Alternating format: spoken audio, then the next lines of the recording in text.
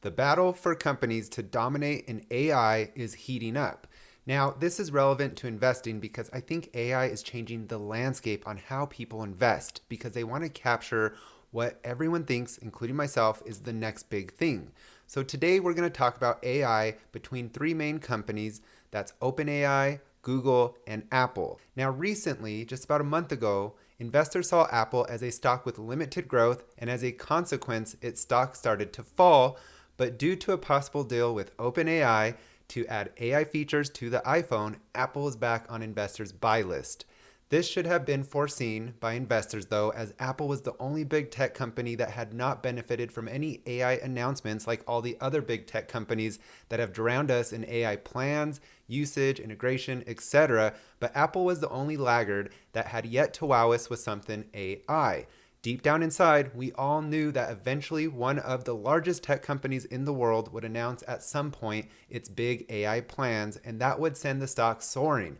And that is what we are starting to see now, but this is just the tip of the iceberg.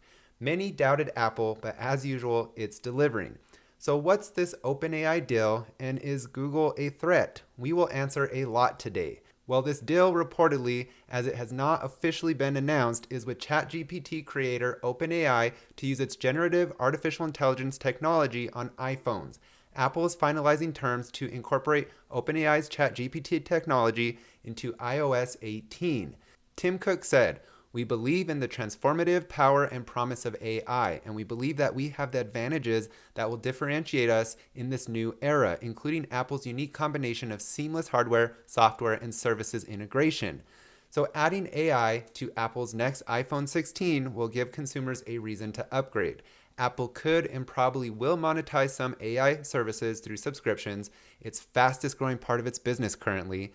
Apple stands to monetize a significant revenue base over the coming years with its massive and unmatched install base of active devices, which has now surpassed 2.2 billion. That's crazy. Now, Apple could build out the next level Siri with OpenAI that can do complex tasks and allow more advanced features that could eventually be a separate monthly subscription service. Yay for us, but really, yay for investors in Apple. Apple has also been talking to Google to license its Gemini chatbot, but that makes sense as it is the default search engine. Google does have an upper hand with distribution as it holds a 91% market share with Google Search and more than 1 billion users across its products. Google has a large moat here, but it costs Google $20 billion to Apple to remain the default search engine, allowing it to reach Apple's billions of users. So putting ChatGPT on its iPhones allows OpenAI to reach that huge base that Google has always selfishly enjoyed. OpenAI is missing scale, and this will give that to them. OpenAI's leader Sam Altman said, "This ChatGPT integration on iPhones will not be ChatGPT 5, which is the next version that will be coming out, nor will it be a search engine, but rather hinted at a voice assistant chatbot, which we saw in a recent demo, and I will talk more about that in a minute." So this new flagship model of ChatGPT boasts significantly faster responses, particularly when using voice mode. It carries deeper knowledge and understanding of any images you share. It will also expand access to some previously paid-only features to the broad set group of users, the free ones.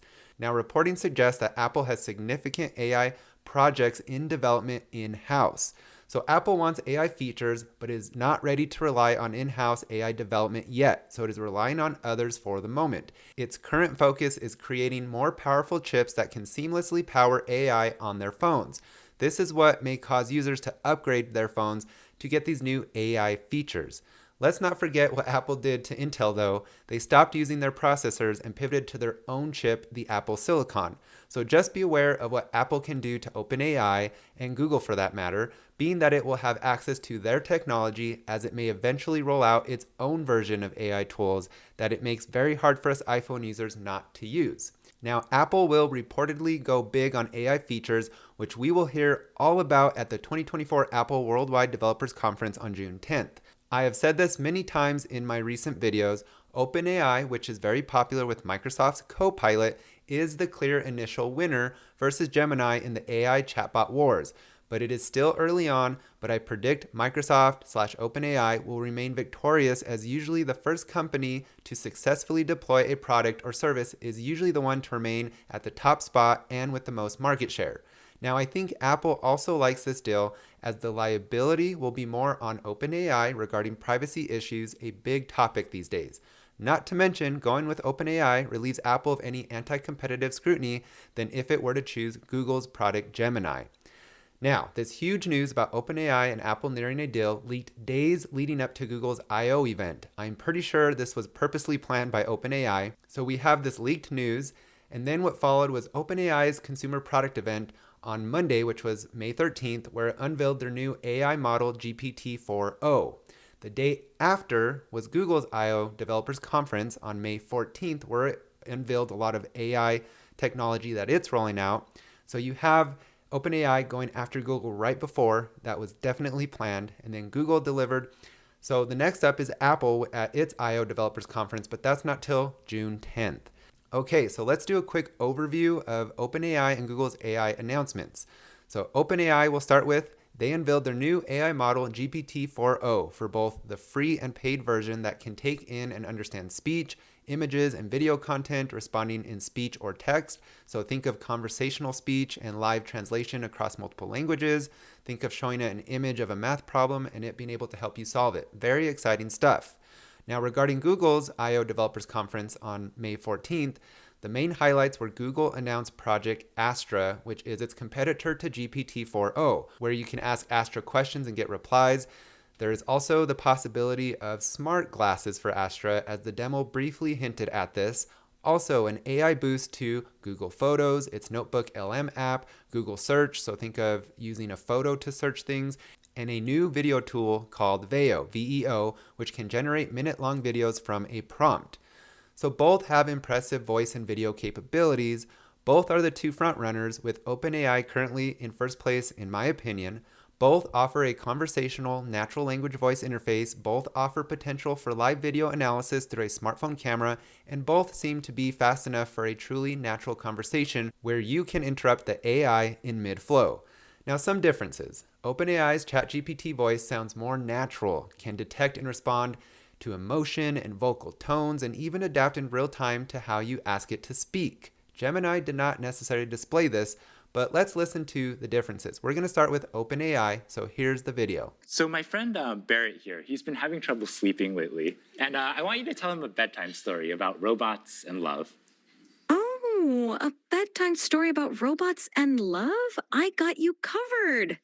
Gather round, Barrett. Once upon a time, in a world not too different from ours, there was a robot named Byte. Byte was a curious robot, always exploring. I started this story, but I want a little bit more emotion in your voice, a little bit more drama. Got it. Let's add some drama. Once upon a time, in a world not too different from ours, there was a robot named Byte. No, ChatGPT. I really want maximal emotion, like maximal expressiveness, much more than you were doing before. Understood. Let's amplify the drama. Once upon a time, in a world not too different from ours, there was a robot named Byte. All right, now let's move on to Gemini. What does that part of the code do? This code defines encryption and decryption functions. It seems to use AESCBC encryption to encode and decode data based on a key and an initialization vector, IV. All right, did you notice the difference? I noticed a huge difference. OpenAI was way more natural, sounded more like a human, where Gemini sounded more like a robot, right? And OpenAI was more flirty sounding. And so I think OpenAI has a far better product in this sense, and it is very clear. Let me know what you think. I'd be really anxious to hear which one you prefer, but I'm pretty sure it's OpenAI. The other difference is around multimodality. Gemini still relies on other models for output, including using Imagen 3 for images and VEO for video. GPT-4o is natively multimodal in both directions. The O stands for omni, or in all directions. It creates its own images and sound. The question is if OpenAI will move into hardware such as smart glasses, or if this is just the new Siri that will be used on other smart glasses, like possibly ones produced by Apple someday. Google did seem to resurrect Google Glass, as there was a small part in their presentation that showed these smart glasses. So smart glasses could be the next big push from AI. So overall, I think OpenAI came out ahead, but Google is not far behind. So a wild ride this will be, and Apple really has Google and OpenAI on strings, just like a puppet, right? Puppet master, and is just seeing what is best for it. So the AI battle is heating up, and though Google is getting massive pressure from a lot of parties trying to eat at its moat and come out on top with AI, don't discount Google's massive reach and dominance either. I mean, you all are watching YouTube right now, which Google owns. How many use Google Maps? How many have a Gmail account? Or any one of these products? They have a lot they can take advantage of and grow their AI presence with. So really, this is a chance of some market share deterioration, but it will be extremely difficult to do so. We will see what happens. I'm sure Microsoft is all for this. Here's a quick look at my portfolio and its performance. I promise to show this with every single video. We're not doing any deep dives into it today, but let me know if you have any questions. This is the performance, all the stocks and holdings that I have.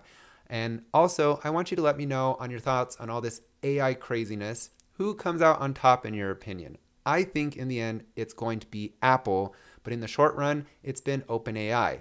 Now, in between, that's a big question mark, but I think Google may be the Tyson and OpenAI may be the Jake Paul. That's all for today. We'll see you soon on Mark Arnold's Finance.